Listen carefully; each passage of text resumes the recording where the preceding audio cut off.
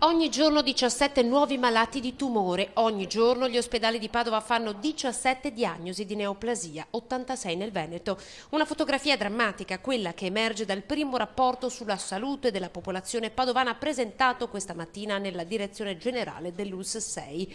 Un fascicolo che ieri è stato presentato ai direttori sanitari affinché diventi una traccia per orientare la programmazione dei servizi sociosanitari sul territorio. Non una fotografia dei servizi sociosanitari che noi rendiamo alla popolazione, ma quelli che sono i determinanti della salute, cioè quali sono le cause, gli stili di vita, le condizioni ambientali che generano salute. Dati analizzati, tantissimi, altrettanti ne sono emersi. La popolazione dell'ULSS 15 è la più giovane. Tra i ragazzi i problemi sono l'alcol e il fumo e sono in aumento, e così quello dell'obesità.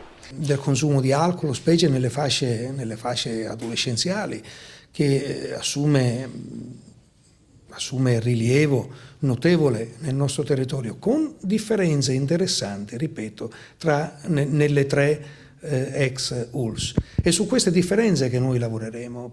Nel documento trovano spazio anche i profughi, con un'impennata di presenze in cura all'ex ULSS 17 di Este e Monselice.